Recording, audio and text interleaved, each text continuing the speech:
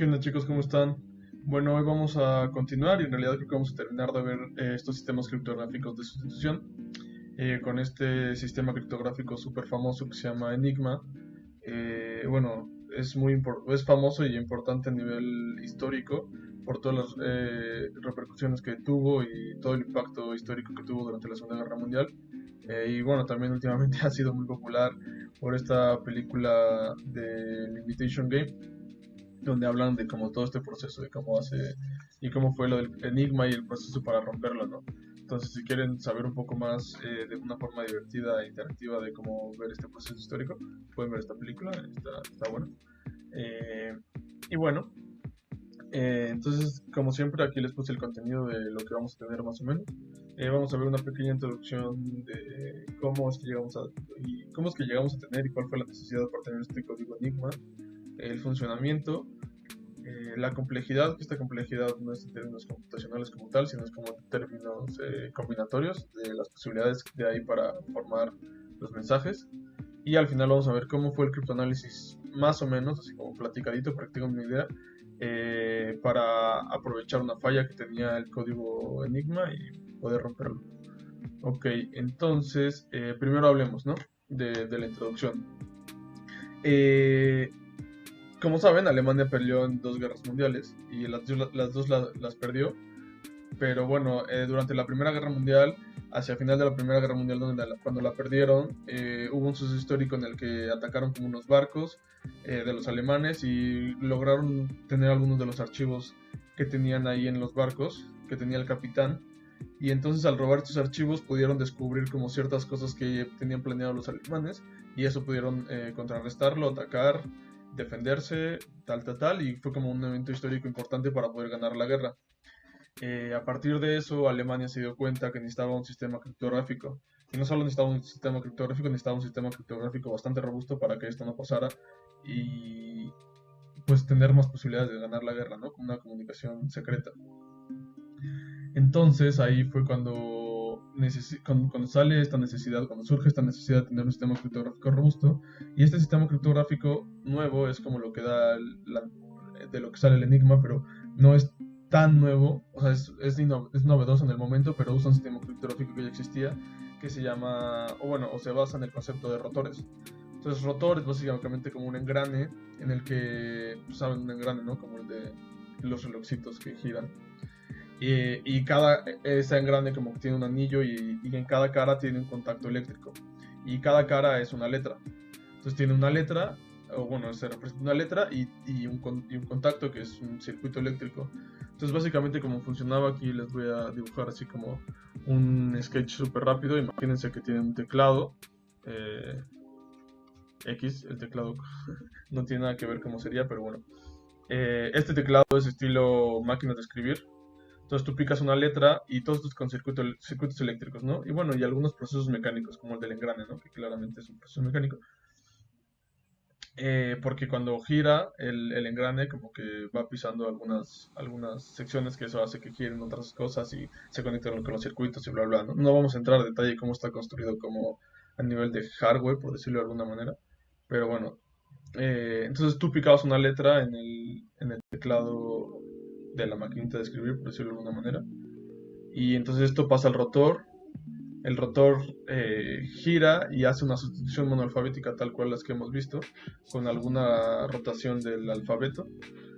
Entonces gira y esto produce esto produce una salida que va a un teclado, por decirlo de alguna manera, o mejor lo podemos decir como un tablero, en el cual se ilumina la letra que está al cifrado, ¿no? O para el descifrado igual, ¿no? Entonces, si tú picas una A y la A se cifra la X, pues supongamos que aquí se prende la X, ¿no? Pero bueno, ahora con esto, imaginemos qué podría pasar si nosotros metemos otro rotor, ¿no? Como otro grado de complejidad. Al meter otro rotor, imaginemos que este rotor da un paso cada que el primero da 26 pasos, ¿no? Entonces, ¿por qué 26? Porque bueno, estos rotores se hicieron con el alfabeto en inglés. Entonces, cada rotor tiene 26 caras, que cada cara es una letra. Entonces, cuando el primero gire 26, o sea, que dé una vuelta completa, el segundo apenas va a girar uno. Entonces, si se lo pueden medio imaginar, pues esto ya no es una sustitución analfabética tal cual, ¿no? En realidad es una sustitución polialfabética con un periodo de 26. Entonces aquí ya estamos haciendo como más complejo el sistema criptográfico, ¿no? Entonces, pues sí, esto es como el concepto en el que se basa el enigma. Tiene otras cosas más interesantes y más complicadas que vamos a ver adelante. Pero pues sí, básicamente es un teclado que está conectado por circuitos a un rotor. Los rotores giran, producen del otro lado un criptotexto y esto se refleja como en un tablero con luces, ¿no? Entonces, pues sí, vamos a... Bueno, nada más para acontecimiento histórico rápido. En general los rotores giraban así como aquí tenemos como con... Eran tres rotores, ¿no? Pero bueno, giraban como el de hasta la derecha giraba toda una vuelta y cuando giraba toda una vuelta el del medio giraba una vuelta. O sea, avanzaba un paso más bien. Cuando el del medio giraba una vuelta completa, el de hasta la izquierda giraba un paso. Eso fue en general así hasta que se dieron cuenta que podían hacer su sistema criptográfico más seguro si rotaban de una manera un poco más aleatoria. Y eso se mete más hacia los finales de la guerra. Eh, pero pues sí, creo que por ahora de esa introducción es como la suficiente. Y a continuación les voy a enseñar una imagencita de cómo es un código Enigma, ¿no? Para adentrarnos en esta parte del funcionamiento. Bueno, vamos a eso. Bueno, mejor antes de eso déjenme comentarles rápidamente que el código Enigma se inventó en 1918 por un amigo alemán que se llama Arthur Schrebius. No sé si lo pronuncié bien porque es un nombre complicado. Pero bueno, esto lo inventa a finales de la Primera Guerra Mundial. Como les digo, Alemania se dio cuenta que necesitaba un sistema criptográfico robusto para poder tener su comunicación cifrada y secreta. Y bueno, esto se utilizó con base en este concepto de los rotores que ya se había inventado desde antes. Pero este invento no se comercializa pronto, se comercializa como hacia finales de 1920, 1923 me parece.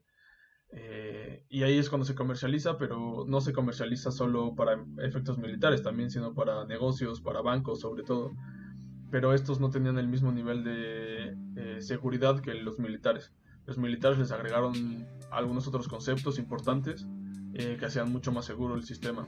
Y como vamos a ver en la parte de complejidad, pues eso hizo que el gobierno pensara que tenía un sistema criptográfico irrompible y que con eso pues le iban a dar en la torre a todos, ¿no? Y bueno, estuvieron cerca de lograrlo, pero bueno, había una falla que eso lo vamos a ver al final del video y con eso lograron romperlo, ¿no? Entonces, bueno, sin más de momento vamos a adentrarnos en el funcionamiento de este código Enigma. Bueno, entonces si no conocían a la máquina del código Enigma, se las presento. Era algo así.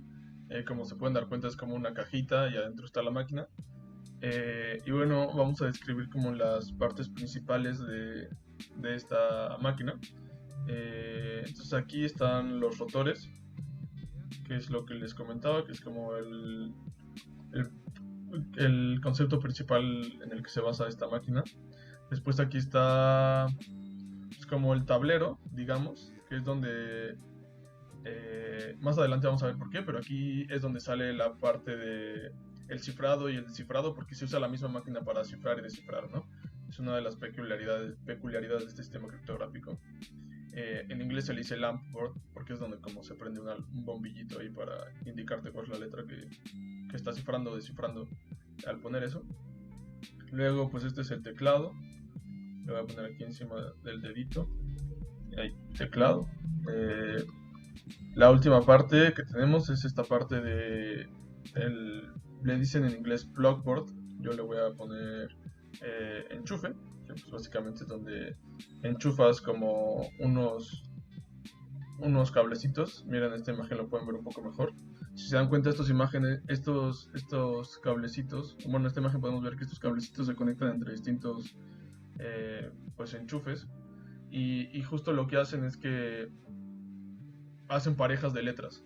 Entonces tú en esta máquina o en esta imagen al menos, esta máquina no viene, pero si buscan algunas otras imágenes en muchas vienen las letras, ¿no? Entonces por ejemplo aquí escribe, no, hace A, B, C, D, entonces aquí viene como una D y aquí viene como una B, ¿no? Digamos. Entonces lo que tú puedes hacer es conectar aquí estos cables, ¿no? Estilo como eran los teléfonos antes, como eran los servicios centrales de teléfono que iban conectando para dirigir tu llamada, cosas así.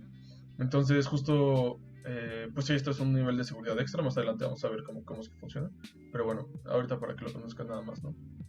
Entonces, pues justo sí, lo que hace es, bueno, más bien, más adelante vamos a ver la complejidad, pero en realidad vamos a entrar un poco de cómo funciona de una vez para quitar este misterio. Entonces, esta parte de los enchufes lo que hacen es que asocian dos letras, una pareja, dos letras, y esas como que las intercambian, ¿no? Entonces ahí está como la primera permutación que se genera. Entonces lo que pasa es, supongamos que este amigo aquí está presionando la letra A, me parece que es. Entonces lo que pasa es que aquí empieza como una A, ¿no? O sea, tú estás metiendo a la máquina una A, que eso puede ser tanto del criptotexto como del mensaje. Ahorita vamos a ver por qué pasa eso. O sea, por qué puede ser eh, cifrar y descifrar en la misma máquina. Entonces tú picas una A y va a la parte del enchufe, al plugboard. En el enchufe hace la permutación, ¿no? Porque vemos que están hechas en parejas, entonces dice, recibo una A, la cambio por una tal, la que tú hayas escogido. Supongamos que la cambió por una K, ¿no? Estos cambios uno los decide, es parte de la configuración de la máquina. Hay muchas formas de configurar la máquina, en particular hay cinco. O sea, cinco como parte, no formas hay muchísimas, miles. Pero me refiero a... hay cinco categorías grandes en cómo tienes que configurar la máquina, que es lo que establece la llave, que la vamos a ver al final de esta plática de esta sección. Entonces, bueno, sin más preámbulo, la A se convierte en una K, luego esta K gira, bueno, no gira, va y avanza. Todo esto es por circuito eléctrico, eso está bastante impresionante. Circuitos eléctricos mandan todo esto. Entonces aquí entran los rotores. Los rotores lo que habíamos visto es que analizándolo como muy particular de uno en uno hacen una sustitución monalfabética, ¿no? Entonces lo que hacen es aquí agarran la A, la K, y bueno, la sustituye por una L, luego por una G, ahí. Digamos que es una L, luego una G y luego digamos una, no sé, una M. Luego esto entra a una parte que está aquí, que no se nota aquí porque está como adentro, es parte del circuito. Esto es totalmente de circuitos y de corrientes eléctricas, que se llama reflector. Lo que hace es tal cual refleja la corriente y hace como un loop. Entonces esta corriente regresa y va a volver a regresar por todos los rotores, ¿no? Entonces se va a volver a hacer otras tres sustituciones, ¿no? Entonces la M va a regresar y se va a sustituir aquí, no sé, por una N. Luego de este va a salir como una, no sé, una H. Y después de acá va a salir como una, ¿qué les gusta? Una J. Después de que ya salió aquí como una J, va a regresar al plugboard y va a regresar de alguna manera, ¿no? Para seguir el ejemplo, digamos que sale con este color que está encendido, que me parece que debería ser la B. Sí, los teclados eran iguales. Entonces B y después de aquí ya regresa por acá y aquí ya sale como una B. Entonces esa es la forma en la que funciona, ¿no? Así como a grandes rasgos. Como se pueden imaginar, pues para hacer ejemplos muy particulares necesitaríamos una máquina Enigma o al menos como representar cómo serían los tres rotores, cómo están configurados, tal. Entonces no vamos a hacer eso, solo es como para que se vayan dando una idea, entonces no vamos a hacer tal cual lo de los mensajes, ¿no?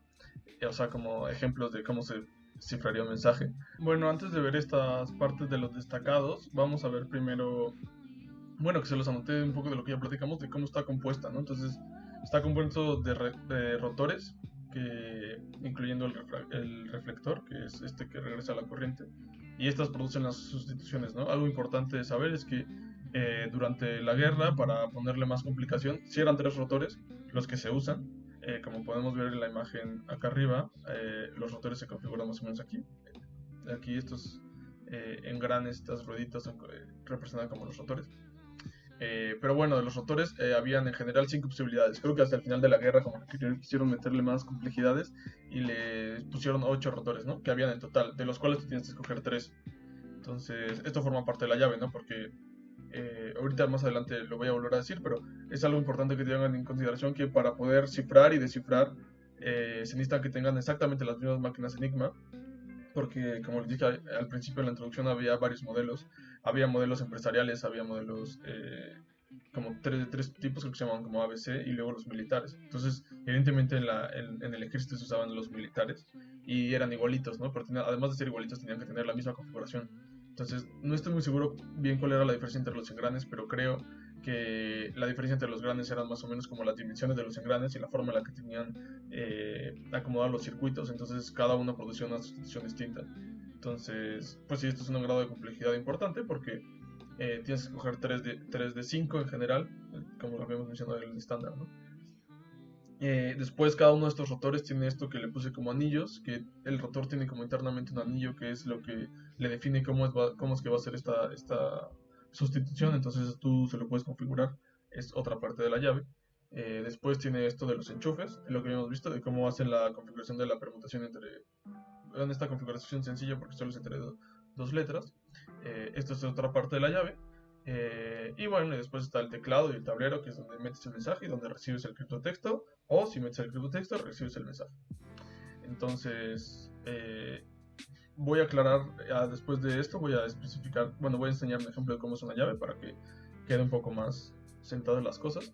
Entonces, primero vemos estas partes destacadas, que es que el reflector, justo el que les decía, que va al final de los rotores, hace que los alfabetos resultantes sean recíprocos. Porque en realidad lo que hace nada más es redirigir la corriente de nuevo, ¿no? Entonces no mete un grado de complejidad o de mayor posibilidad de configuración de mensajes, ¿no? Solo regresa la corriente tal cual y luego se vuelven a sustituir los rotores. Entonces esto nos dice que si E va a X, por ejemplo, pues de regreso X va a ir a E. O sea, cuando metas en el otro alfabeto, en el alfabeto del criptotexto. Esto significa que para cifrar y descifrar podemos usar la misma máquina. Esto facilita las cosas, ¿no? Después, otra cosa importante de ver es que la relación entre el mensaje y el criptotexto. Por ejemplo, digamos que queremos cifrar el mensaje de reporte de clima, que en alemán es algo así como lo que viene ahí. No lo voy a tratar de pronunciar y ponerme en ridículo porque no tengo ni idea de cómo se pronuncia. Pero es algo como importante saber porque es como cosas que más adelante vamos a ver que ayudaron al descifrado o al ataque del criptoanálisis de este código. Pero bueno, algo importante para saber, se los cuento de una vez. Los alemanes todos los días a las 6 de la mañana mandaban estos mensajes que decían, como creo que la primera palabra era como el reporte de clima o una de las primeras palabras, ¿no? Entonces, después de ciertas cosas de espionaje e inteligencia y todas estas cosas de la guerra y de la política, pues bueno, saben que todos los mensajes a las 6 de la mañana tenían este mensaje. Bueno, esta frase. Otra frase que tenían todos era como al final del mensaje tenían el Heil Hitler y... Ajá, y entonces era como otra parte que sabían que tenían todos los mensajes, ¿no?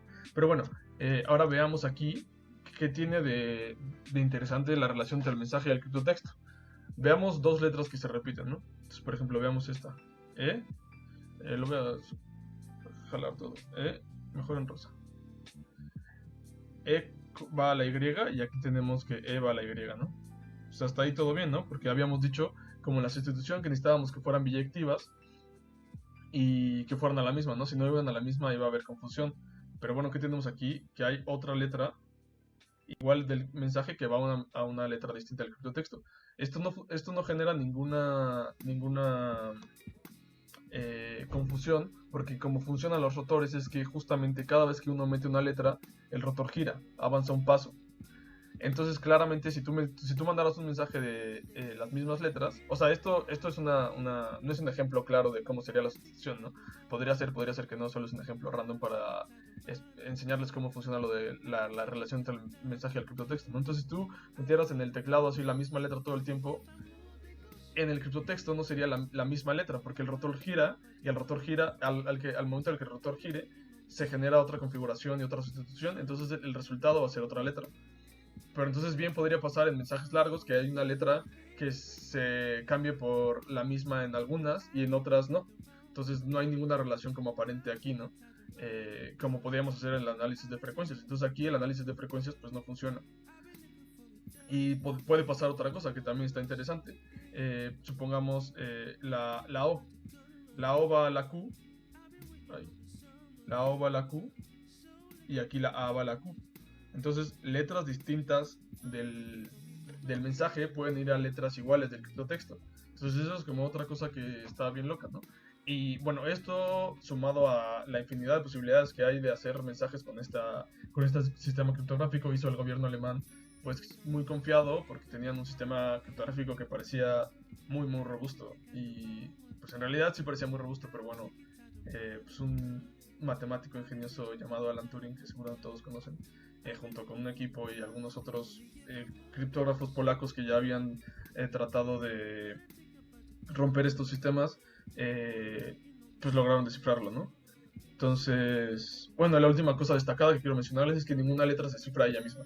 Es muy importante, lo vamos a ver después, no les voy a dar spoiler, pero tiene que ver, es de gran importancia para ver cómo era la ruptura de este sistema criptográfico. Entonces ahora les voy a enseñar cómo sería una llave. Ok, entonces más o menos así es como se ve una llave. Si se podrán dar cuenta, todo esto no es la llave, solo cada renglón es una llave, pero como era muy importante y era difícil, o sea, lo más importante para poder comunicarse era la configuración de la máquina, no la máquina en sí. O sea, la máquina obviamente es lo más importante porque es lo que genera el sistema criptográfico, pero lo más importante es tener la misma configuración. Para tener la misma configuración todos tienen que tener la misma llave, pero ¿cómo comunicas una llave tan compleja? Si lo comunicas por un canal inseguro, como eran en ese momento los radios de onda corta, que es por donde se transmitía el código Morse, pues ahí cualquier otra persona podría estar escuchando y podría interceptar esta configuración. Entonces, evidentemente, no podían mandar esto por un canal inseguro, ¿no? Que es como similar a las cosas que pasan ahora, o a cosas que vemos hoy en día en los sistemas criptográficos. La llave no se transmite por un canal inseguro, pero el mensaje encriptado o cifrado sí se transmite por un canal inseguro, pero no es visible para un atacante, ¿no? Entonces esto es importante porque ya desde este momento empezaba este concepto y este proceso, ¿no? Entonces, ok, sigamos con esta parte.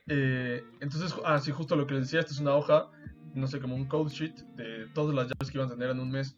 Lo más estándar era que duraran un mes estas hojitas, cada mes las cambiaran, pero hacia el final al principio de la guerra duraban mucho más, eran como 3 meses, 2 meses, una cosa así, y hacia el final de la guerra era mucho menos porque ya se les olían que se los estaban atacando y le estaban rompiendo sus textos, entonces los cambiaban como cada 6 horas.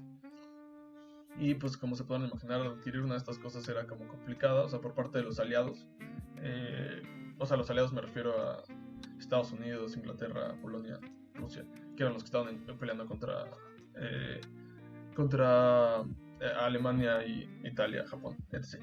Entonces, justo hubo varios procesos, ahí se podrán dar cuenta tal vez más un poco en la película de Imitation Game, pero hay procesos históricos que relatan como cómo fue este proceso de romper el código Enigma, y en algunos casos ellos necesitaban una máquina Enigma para poder lograrlo, pero bueno, en algunos casos obtuvieron estas code sheets, y entonces eso te permitía saber más o menos lo que iban a hacer en el mes, pero bueno, al final de ese mes ya no ibas a saber nada de lo siguiente. Entonces no bastaba con recuperar y tratar de robar estas hojas, no necesitabas un mecanismo para romperlo. Pero bueno, enfocémonos en este renglón. Aquí tenemos 1, o sea, este va a ser para el primer día del mes, y aquí tenemos el 31, ¿no? El 31 para el último día de ese mes. Entonces la primera columna es el día del mes que corresponde, ¿no? Luego aquí estos numeritos representan los rotores. Recuerden que les había dicho que podían escoger 5. Bueno, o sea que tenían 5 posibilidades, de 5 escogen 3. Y entonces estos son estos 3, ¿no? Entonces por ejemplo aquí están escogiendo el 4, el 1 y el 5. Esos son los rotores que van a poner y los van a poner en ese orden, ¿no? Después aquí vienen, ¿se acuerdan que les había comentado algo de los anillos? Lo que les comenté también o sea, no es tan a detalle porque la forma en la que funciona cada uno de una forma como eléctrica y mecánica está compleja y pues no está en el panorama o en lo que queremos abarcar en este video, pero bueno, si quieren investigarlo, pues ahí les paso más cosas. Bueno, sí, entonces de los anillos había, pues claramente que los puedes configurar, es para configurar el rotor tiene 26 letras, entonces el anillo puede configurarlo de 26 formas distintas. Entonces, por ejemplo, aquí decías, como bueno, el rotor 4 ponlo en el 20, el rotor 1 ponlo en el 5, el rotor 5 ponlo en el 10. Ok, y después esto, hay una línea super chueca, lo voy a poner como una E de enchufes. Esta es como vas a enchufar los cablecitos estos de esto que se le llama plugboard. Entonces, ¿cómo los vas a poner? Para ver cómo vas a comparar y permutar las letras, ¿no? Entonces, por ejemplo, aquí está S, lo conectas con el X, K lo conectas con U, Q lo conectas con P, V lo conectas con N, y como se podrán imaginar, no sé si ya lo dije, pero en general eran 10 parejas. Como se podrán imaginar, la posibilidad de parejas son 13 porque el alfabeto tiene 26 letras, usamos 13. o sea, podemos usar 13 parejas, pero el estándar fue, no sé por qué, pero el estándar fue que se usaban 10 parejas. Solo habían 10 cablecitos conectados en ese plugboard o en ese enchufe. Entonces, aquí vienen como las 10 columnas de cómo tienen que ser esas 10 conexiones. Y el último te dice cómo va a empezar cada rotor, ¿no? Es como la posición inicial del rotor. Y ustedes se podrán preguntar, bueno, pero ¿por qué hay 4 columnas si cada rotor tiene nada más una posición inicial? Debería ser 3. Esto es porque estas configuraciones iniciales se cambiaban cada 6 horas. Entonces había 4 configuraciones iniciales en el día, porque tiene 24 horas, claramente. Entonces, por ejemplo, aquí nos dice como, bueno, entonces en las primeras 6 horas, en la configuración inicial de esas primeras 6 horas se iba a hacer SRC, al acabar esas 6 horas se cambiaba a EEJ y así, ¿no? Entonces, ya que sabemos esto, vamos a platicar rápidamente cómo es que se transmitía, ¿no? Entonces, en general habían 3 personas alrededor del código Enigma. Uno escribía como el mensaje, se lo dictaba al otro que lo ponía en la maquinita. De la maquinita lo sacaban, o sea, de lo que te va poniendo, porque ves que picas una letra, se prende un bombillo, eso lo escribes, y luego picas otra letra, un bombillo, lo escribes y ya tienes el criptotexto, y este criptotexto se lo daban a alguien que transmitía por medio de código Morse. Esa persona transmitía el criptotexto en código Morse y se lo mandaba a la persona con la que se quisiera comunicar, que su máquina Enigma iba a tener la misma configuración que la que lo mandó. Aquí un paréntesis rápido, cabe recalcar que la configuración inicial es la misma, pero después de que se genera el primer criptotexto, no va a ser, o sea, al momento que se recibe en la otra no va a ser la misma configuración, ¿no? La configuración va a ser igual hasta que la otra máquina Enigma descifra o desencripta el mensaje. Entonces por eso es súper importante que todos fueran como súper puntuales y súper estrictos al poner las configuraciones iniciales y que las modificaran cada tanto que se necesitaba modificar, porque si no, no iba a tener sentido esta comunicación. Entonces, bueno, el autor ya se manda el criptotexto por medio del código Morse en radio de onda corta. El lado de la otra persona lo recibe, lo decodifica. El código Morse lo decodifica, después se lo pasa al que está encargado de la maquinita, el de la maquinita lo va escribiendo, o alguien se lo dicta, no sé. Y luego lo que sale en este que decíamos como el tablero de los bombillitos, pues ya es el mensaje descifrado, ¿no? Entonces así era básicamente cómo funcionaba, y pues justo como se dan cuenta, los mensajes se transmitían a través de un canal inseguro, que era el código Morse, ¿no? Que cualquiera podía interferir en ese radio de onda corta. Entonces, pues sí, esto es todo por cómo era funcionalmente, más o menos, explicado muy rápido. Ahora vamos a pasar a cómo era la parte de la complejidad. Ok, entonces esta complejidad combinatoria la podemos romper, la podemos, bueno, se constituye de estos cuatro elementos que son los rotores, los anillos, la posición inicial y los enchufes. Solo voy a aclarar rápido, no voy a tocar este punto, pero voy a aclarar rápido que esta es la complejidad práctica. Hay una complejidad teórica que tiene que ver con más cosas, que cómo está constituido el circuito y como 3 elementos más. Pero eso no era la complejidad del día a día, no es la complejidad teórica, que es mucho más grande que esta, pero igual este es un número enorme. Si quieren verla, se les puede pasar cómo era la complejidad teórica. Pero bueno, hablemos de esta complejidad práctica. Ok, de los rotores, ¿se acuerdan que les dije que podían escoger 3 de 5, ¿no? Entonces esto es una típica de de qué formas podemos acomodar esto. Pues es 5 en la primera, 4 en la segunda, 3 en la tercera posición. Esto nos da 60 formas de agarrar estos rotores, ¿no? Después tenemos los anillos. Si se acuerdan, los anillos eran lo que configura cómo el rotor va a ser como esta sustitución. Pero hay algo importante que ver aquí. Hay 3 rotores, ¿no? El rotor de la derecha lo manda al rotor del centro, el rotor del centro lo manda al de la izquierda, y el rotor de la izquierda lo manda al reflector, que regresa al de la izquierda. Entonces, en realidad, la configuración del anillo de la izquierda no va a afectar a ningún otro anillo, porque esa va a ser reflejada a sí misma, entonces es como si fuera la unidad. Entonces eso no nos interesa. Lo que nos interesa son la de la derecha y el de la izquierda. ¿Cuántas maneras hay de configurar este anillo? Pues 26 maneras, ¿no? Porque hay 26 letras, cada rotor tenía 26 caras, que cada cara era una letra. Entonces aquí en realidad tenemos 26 al cuadrado. Bueno, aquí déjame poner esto con una igual mejor. 60 habríamos quedado. Ahí. No sé por qué no se puso el lapicito. Ay, ese no es el lapicito. Perdón, ok, 60. Después, el 26 al cuadrado, que es 676. Después, en la posición inicial, cada rotor, si se acuerdan, lo tenemos que poner, era la columna hasta la derecha de la llave, la posición inicial de las letras, que es como va a empezar a sí, la posición inicial de cómo va a empezar la sustitución, ¿no? Entonces, pues como sabrán, pues cada una se puede hacer de 26 formas distintas. Aquí no hay que eliminar nada porque nos importa cada una genera una distinta. Entonces, una distinta y válida para nuestros objetivos. Entonces esto es 26 al cubo básicamente, que es 17.576. Ok, entonces hasta aquí todo está medio sencillo. La parte difícil entra en la parte de los enchufes. Entonces, para empezar, si tenemos un alfabeto de 26 letras, ¿cuántas combinaciones posibles hay? Pues es lo mismo, poner 26 en la primera, luego 25 en la segunda, luego 23 en la tercera, luego 24 en la cuarta, etc. Entonces, ¿eso qué es? Pues factorial, ¿no? 26 factorial. Pero hay ciertas combinaciones que van a hacer que se repitan esto, ¿no? En los enchufes. ¿Cuáles son esas? Para empezar, nosotros escogemos 10 parejas nada más, ¿no? ¿Se acuerdan que el estándar era de 10 parejas? Entonces esto genera 20 letras, ¿no? Entonces hay 6 letras que nos quedan sobrando. Estas 6 letras las podemos eliminar, no nos importa. Y esas 6 letras, igual es la forma de combinar ellas, pues van a ser 6 factorial. Después, no nos importa el orden en el que se arreglen o en las que se ordenen estas 10 parejas, ¿no? Si tenemos una pareja, supongamos que fueran solo 2 parejas, ¿no? Tenemos una pareja primero y otra pareja después, va a ser lo mismo que tener la segunda pareja y luego la primera pareja, ¿no? Va a ser exactamente lo mismo. Entonces aquí le tenemos que quitar el 10 factorial porque son 10 parejas.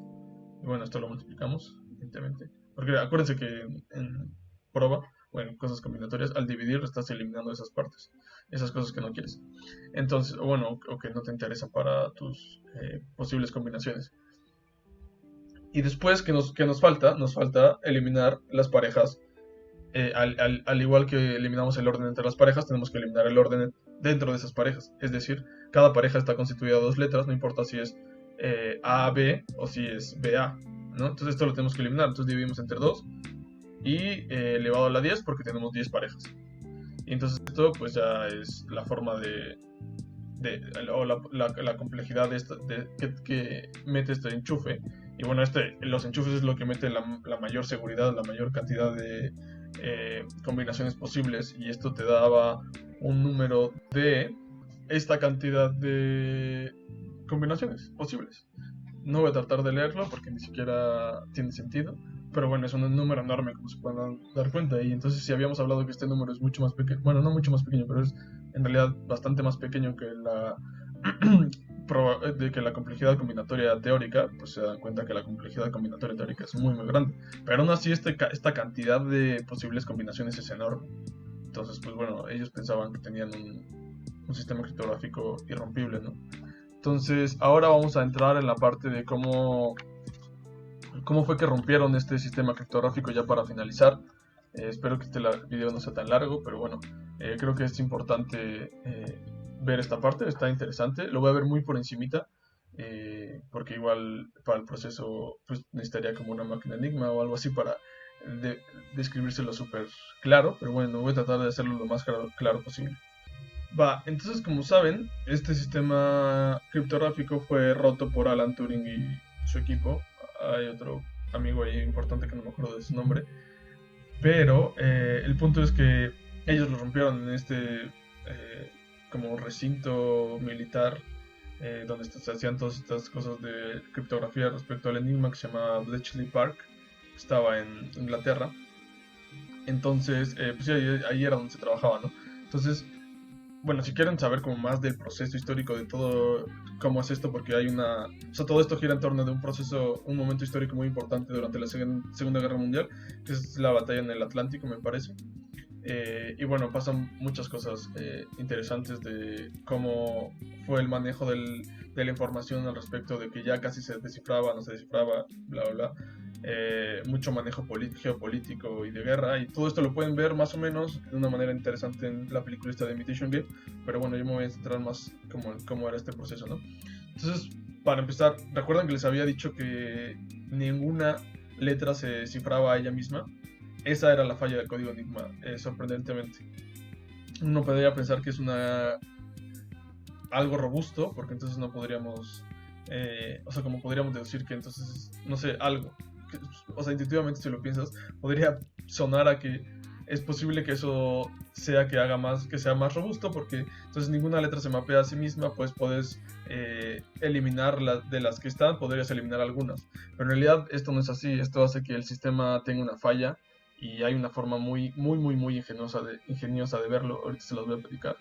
Pero, ok, entonces el sistema que hace Turing, ya les había comentado que había habido un proceso antes de un grupo de criptógrafos polacos que rompieron algunas de las formas de cifrar del código Enigma, pero solo podían romperlo para, me parece, fuerza aérea y terrestre, entonces no podían romper los navales, entonces la flota alemana era una de las cosas más pesadas que había en la guerra, entonces no servía de nada. Bueno, no servía de mucho para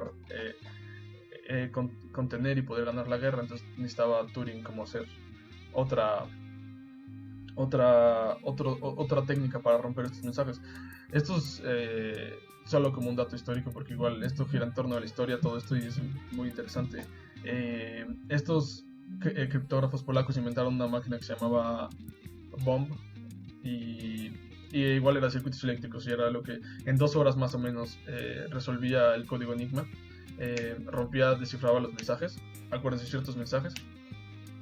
Y bueno, entonces lo que hace Turing es propone otra forma de descifrarlo.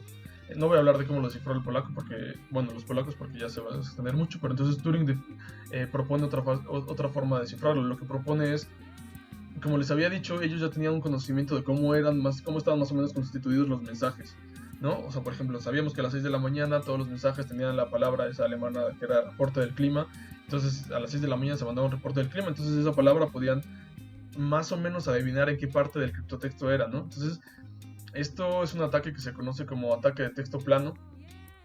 Hay otro tipo de ataques, por ejemplo, esto es como que se conoce una parte del texto plano. En este caso ellos saben que va a estar esa palabra, entonces pueden como hacer un match con cómo va a estar el criptotexto, pero hay otros ataques en los que no conoces nada del texto plano y solo conoces el criptotexto, ¿no? Entonces, bueno, el punto es que primero tienes que suponer una frase que seguramente va a estar en el criptotexto, en el mensaje. Entonces lo que haces es que vas a tratar de como mapear esa palabra al criptotexto.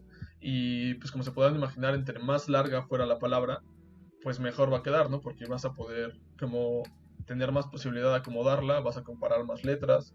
¿Y cómo vas a hacer esto? Pues sabes que ninguna letra se mapea a sí misma, entonces sabes dónde se tiene que acomodar, ¿no? No sabes que ninguna letra se puede acomodar con sí misma, entonces puedes ir viendo más o menos dónde acomodar las cosas. Esto podría parecer que no da ningún indicio, pero ahorita les voy a enseñar como un ejemplo como súper rápido e inventado, no tiene nada que ver cómo se podría cifrar, pero para que puedan ver más o menos cómo era este proceso de deducción. Entonces, comparaban la frase con el criptotexto y decían el match. Ok, entonces les voy a pintar aquí rapidísimo cómo sería este proceso de hacer el match entre el criptotexto y la frase que ustedes supusieron, ¿no? Todo esto es bajo hipótesis, entonces hay que eliminar varias posibilidades. Esto es lo que hacía como complicado hacer este proceso, y bueno, hacia el final vamos a hablar un poco de eh, cómo es que se aceleró todo este proceso. Ok, entonces supongamos que este es como nuestro mensaje, ¿no? Ya sabíamos que al final de los mensajes había una frase de Heil Hitler. Entonces suponemos que estamos tratando de ubicar este mensaje hacia el final esta frase hacia el final del mensaje, ¿no? Entonces podemos ya más o menos mapear. Y si se dan cuenta, aquí hay un proceso de criptoanálisis súper duro, ¿no? Primero hay que hacer un proceso de inteligencia robusto en el que sepamos que estemos casi seguros de qué frase puede estar en el mensaje. Después de esto, tenemos que tratar de mapear en qué lugar del mensaje va a estar esta frase, y después tenemos que hacer unas suposiciones para ver mm, si esa suposición de cómo acomodamos la frase es correcta. Entonces, por ejemplo, bueno, esta está movida, pero supongamos que empezamos desde aquí, ¿no? Entonces, si empezamos en esta comparación, nos damos cuenta que aquí la L se repite, ¿no? O sea, la L al descifrarla va a ella misma. Esto no se puede porque ninguna letra se cifra o descifra a ella misma. Entonces tenemos que moverle una posición. ¿Qué pasa si la ponemos aquí? La E va con la E. Tenemos que moverle una posición. ¿Qué pasa si la ponemos aquí? Bueno, aquí está medio chico, pero la I va a la I. lo movemos una posición, entonces aquí veamos qué pasa. La H va con la H, la I, aquí tal, no se ha repetido nada, y aquí se repite la T, ¿no? Entonces vamos una para acá, o sea, se repite, me refiero a que se cifra ella misma, ¿no? Entonces aquí estaba con esta, estaba con esta, estaba con esta, estaba con esta, esta con esta, esta con esta, esta con esta, aquí se repite la T, entonces más bien donde no se repetía la T era aquí, una antes, o sea, en la H, en la L, o sea, LH. Entonces vamos a ver aquí. Aquí hacemos el proceso de, pues vamos a juntarlas, este con este, este con este, este con este, este con este, como no está bien organizado, pero bueno, aquí si podemos darnos cuenta, ya hay una suposición en la que cada una va a una letra distinta, entonces esta suposición podría ser correcta. Tal vez si la movemos más para adelante, esta R vaya a mapear. Bueno, la T ya sabemos que la T, en la siguiente la T va a chocar con la T, y como dos después o una después, la R va a chocar con la R. Entonces, podemos suponer que esta es una suposición o una hipótesis, vale la redundancia, buena, ¿no? Entonces, ahora tenemos que hacer un proceso un poco tedioso, muy tedioso, de ver cómo eran las posibles combinaciones, ¿no? Entonces, voy a hacer un pequeño diagrama en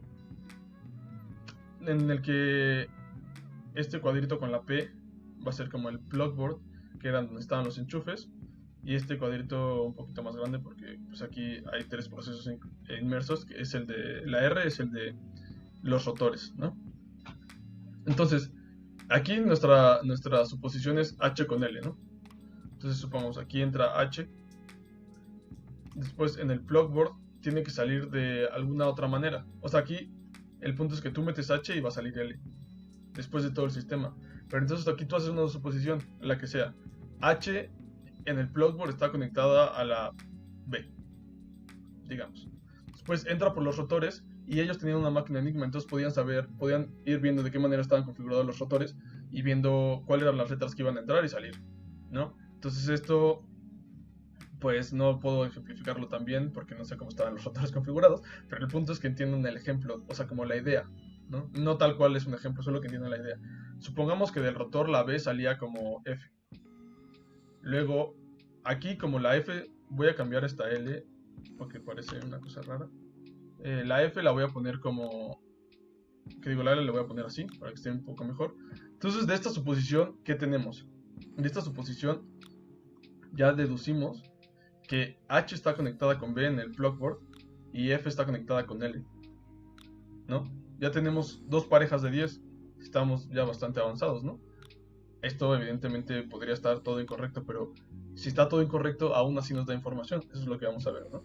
Entonces, ya tenemos estas dos, entonces vamos a partir de esta hipótesis podemos estar viendo cómo se generarían otras deducciones con esa misma configuración del rotor, ¿no? Entonces podríamos decir, bueno, supongamos que H luego está conectado a, no sé, digamos ahí, entra por el rotor y sale como una... Esto, acuérdense que cómo salen los rotores sabemos porque ellos tenían una máquina Enigma y podían saber cómo están estas configuraciones. Todas estas deducciones en realidad no eran ejemplos basados en nada, sí estaban basados en algo y que al parecer no era muy difícil ver en los rotores cómo daban porque solo es una sucesión analfabética. Entonces, y era un proceso como de 6 pasos, ¿no? Así como 3 para acá, el reflector, 3 de vuelta. Entonces supongamos que la I saliera como una J y esto produjera una, no sé, otra letra K. Entonces de aquí ya sabemos que, lo voy a poner con azulito, aquí ya sabemos que J está con K. Después hagamos uno más, bueno, dos más. La H la metemos con la P. Acuérdense que esto solo es la idea, no es un ejemplo tal cual, ¿no? La metemos con la Ay, no sé por qué puse B. Digo, no sé por qué puse I. Era B. Porque la H siempre está conectada a la B, ¿no? Si estuviera conectada a otra letra sería una contradicción, claramente, ¿no? Porque solo puede estar conectado a una, ¿no? Porque los cables solo están conectados entre dos. Entonces, y la B sale como una, no sé, aquí sale como una H, no, H no, sale como una M, y aquí pasa por el plugboard y esto nos resulta una Z. Entonces de aquí sabemos que M está conectado con Z. ¿Por qué aquí cada vez que metemos la H nos da una letra distinta? Acuérdense que en los rotores, en cada momento que tú picas, el rotor avanza un paso. Entonces la letra que va a salir después es totalmente distinta, no se repite. ¿Ok? Entonces también se está usando aquí esta propiedad. Entonces ya por último, o sea, para ejemplificar, no tiene que hacer todo. Bueno, o sea, no todo, sino para no seguir alargando esto. Supongamos que metemos el B, aquí sale la R, y entonces tú tenías de resultado de todas estas deducciones que salía una H. Ahora sí, sale una H. Antes no lo quería hacer porque quería poner un paso más, pero bueno. Y luego pasa por el plugboard y te sale una... ¿Qué les gusta? Una G. Entonces aquí tenemos que H está conectado con G. Esto es una contradicción, ¿no? Como habíamos platicado hace un momento. Porque supusimos que H estaba conectado con B. Si llegamos a una contradicción, como ya saben por las demostraciones de reducción al absurdo, esto significa que nuestra hipótesis estaba mal. Entonces H no podía estar conectado con B.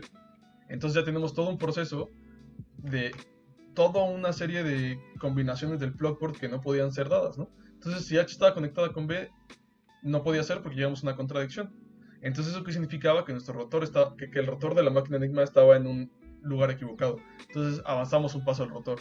Volvemos a hacer todo el proceso, toda la deducción. Si vuelve a estar mal, avanzamos un paso al rotor. Así tantas veces, ¿no? Y luego cuando nos acabamos un rotor, giramos el siguiente y así tantas veces, ¿no? Entonces igual la posibilidad de hacer esto es bastante grande.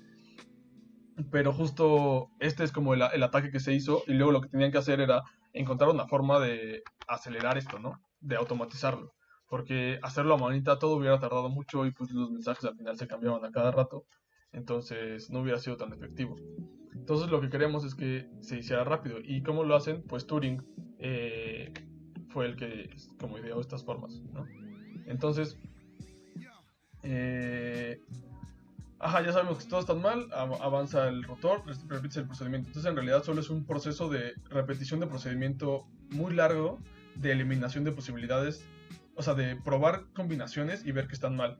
Entonces lo que Alan Turing dijo como, bueno, en este proceso, si se dieron cuenta, agarramos a H con B y llegamos a que H con J, ¿no? Entonces todas las deducciones que hubieron aquí en medio, aquí en este ejemplo solo fueron 3, ¿no? Pero pudieron haber sido las 26. O sea, porque en realidad podrías comparar las 26 o suponer que también puede haber no conexión, porque acuérdense que hay 6 letras que no están conectadas.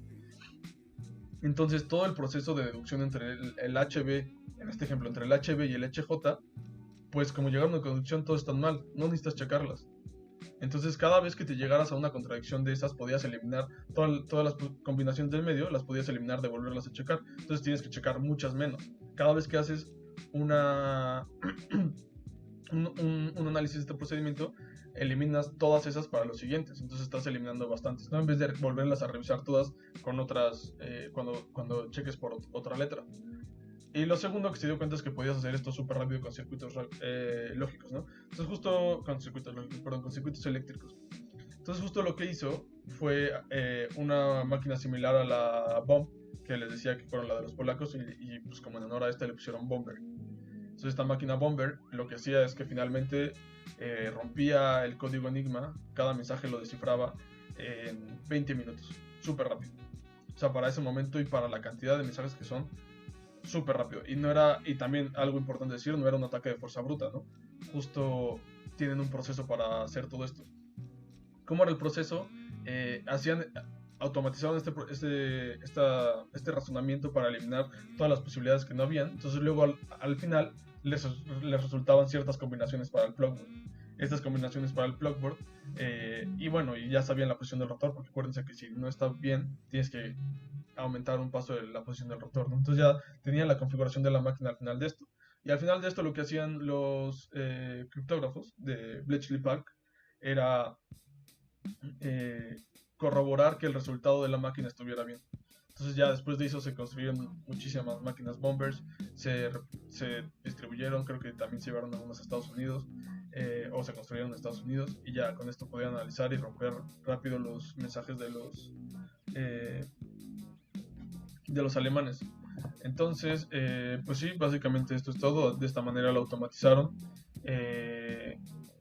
Y pues sí, con esto acabamos el tema del enigma. Espero que les haya gustado. A mí me parece muy interesante, la verdad.